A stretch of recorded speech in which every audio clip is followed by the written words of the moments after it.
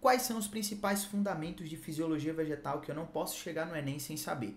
É isso que eu quero te entregar aqui em 5 pontos bem rápidos e objetivos. Transporte de seiva, principais hormônios, fisiologia dos estômatos, movimentos vegetais e fotoperiodismo. Pegou essa ideia aqui, ó? O que tu passou 2 meses para ver em botânica, eu vou te entregar aqui em menos de 10 minutos. Pois é, meu querido, minha querida, você vai sair desse vídeo com esses 5 pontos bem trabalhados para acertar toda e qualquer questão de biologia no Enem envolvendo fisiologia em botânica. Então vamos lá, vem comigo aqui para a gente entender esses 5 pilares. Olha só, o que é que você não pode deixar de saber sobre transporte de seiva? Vamos lá. Rapidamente, nós temos 2 tipos de transporte de seiva.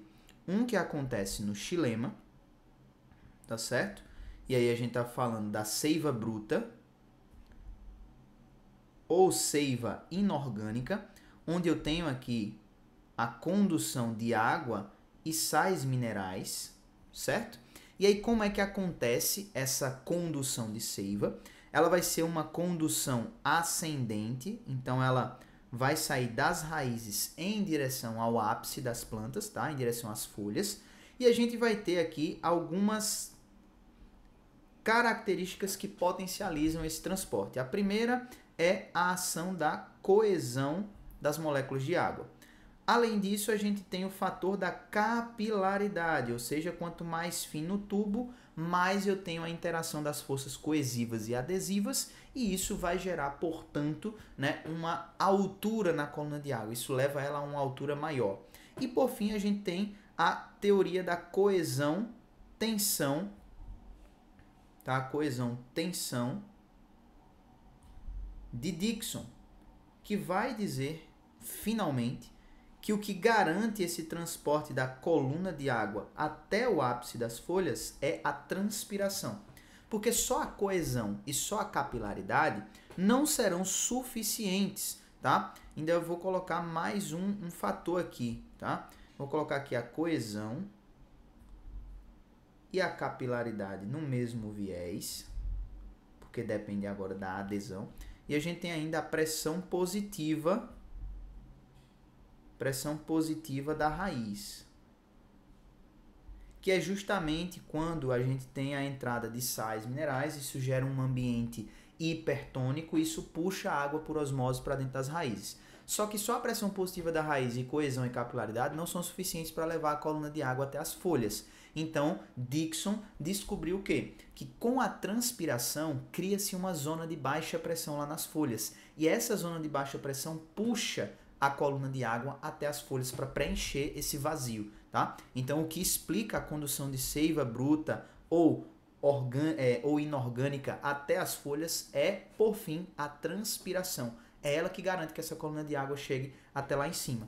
E, por fim, a gente tem o transporte executado pelo floema, que vai estar executando aí o transporte de seiva elaborada ou também de seiva orgânica, que é o produto da fotossíntese, tá certo?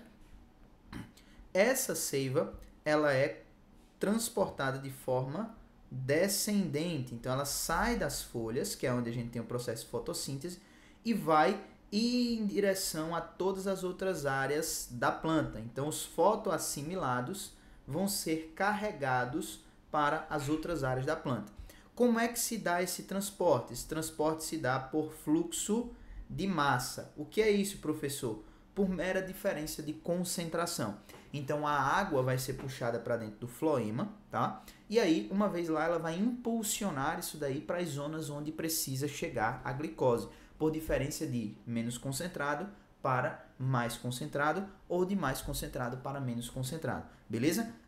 Então o fluxo de massa vai acontecer o quê?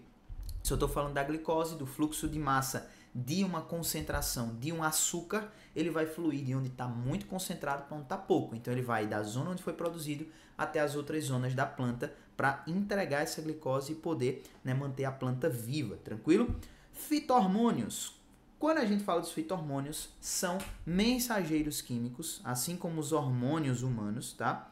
E esses mensageiros químicos, eles vão estar levando aí informações específicas para modulação, tá, da fisiologia de uma planta. Isso vai estar associado com várias modulações específicas. Então, quais são os principais fito-hormônios que a gente não pode deixar de levar para a prova do Enem?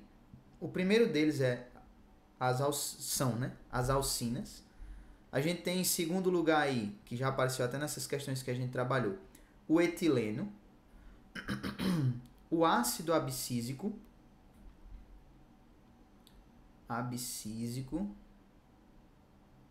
tá? Você vai ter aí as giberelinas e as citocininas.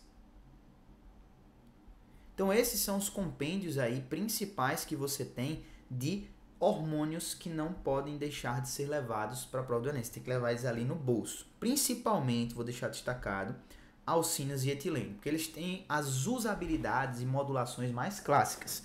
Por quê? As alcinas, elas vão estar envolvidas em uma penca de funções. As principais são alongamento celular. Então, ela promove o crescimento da planta, aonde está tendo alongamento celular. E ela promove também a floração. Ela promove a floração e a formação do fruto. Tá certo? Então, a formação do fruto também é um viés importante para esse grupo aí de...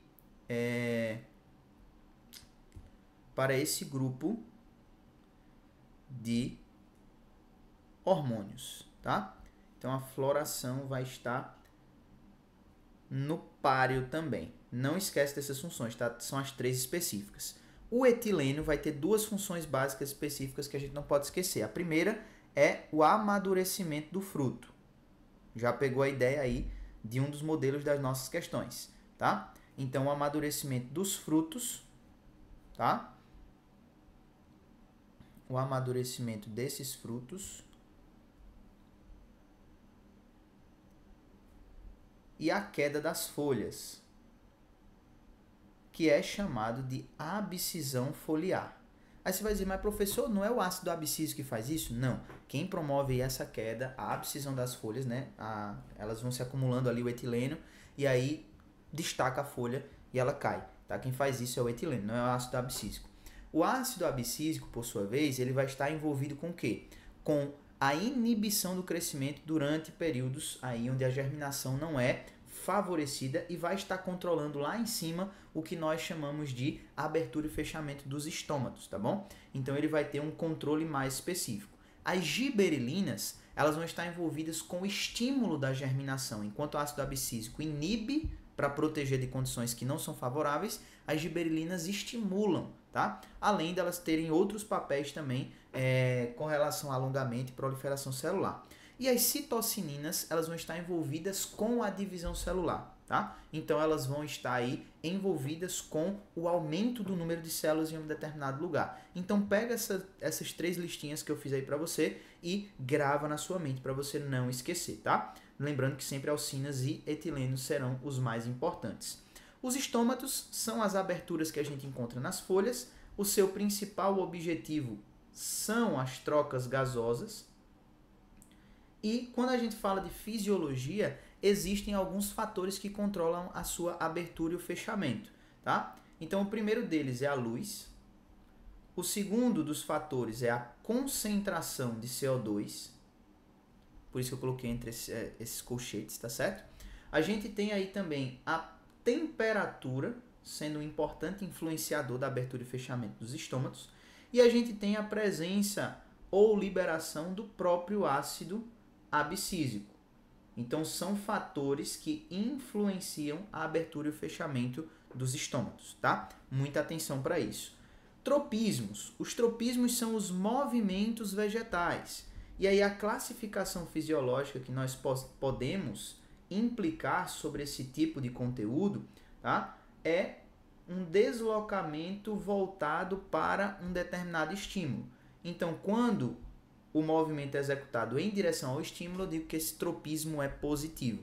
Quando o movimento é relacionado a uma direção oposta, tá certo? Ao estímulo, eu vou ter um tropismo negativo, tá? Então pensa lá no tropismo da luz, tá? Então quando a planta ela acaba se desenvolvendo em direção à luz, ela vai ter um tropismo positivo se ela se desenvolver em direção à luz. Então o caule ele vai em direção à luz, tá? Então ele tem um tropismo positivo, está indo em direção ao estímulo. Já a raiz ela cresce para a terra, então ela vai ter um fototropismo, que é um movimento em direção ao estímulo, que é a luz, negativo, porque ela está indo no sentido oposto, e assim por diante.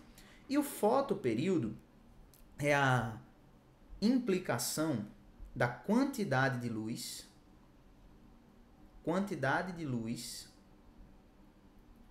e escuro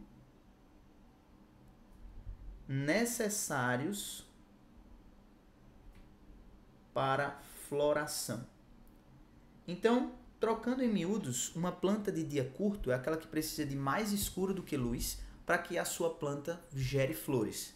Aquela planta que é de dia longo, ela precisa de mais luz do que escuro para que ela possa florar, para que ela possa gerar flores e assim possa entrar na sua maturidade reprodutiva. Então a gente tem aqui 5 panoramas gerais de bases que a gente não pode chegar na prova do Enem sem saber quando o assunto é fisiologia vegetal. Pegou a ideia? Então agora você já tem fundamentos suficientes para resolver as questões mais clássicas de fisiologia vegetal no Enem. E olha só, eu tenho outro vídeo aqui no canal falando sobre os principais modelos de questão de fisiologia. Então pega esse conteúdo e já vai lá resolver essas questões que eu trouxe para você. E outra coisa, se você quer mais questões, você pode tocar no link aqui abaixo, que eu tenho 15 dias da minha plataforma de graça para você. É o meu presente para a sua jornada de preparação. Então você clica aí e vai ter acesso às minhas listas, minhas aulas, meus módulos, meus simulados e resoluções, tudo para você durante 15 dias. Meu presente, depois você pode me agradecer, beleza? Então eu fico por aqui e a gente se vê na próxima aula. Valeu!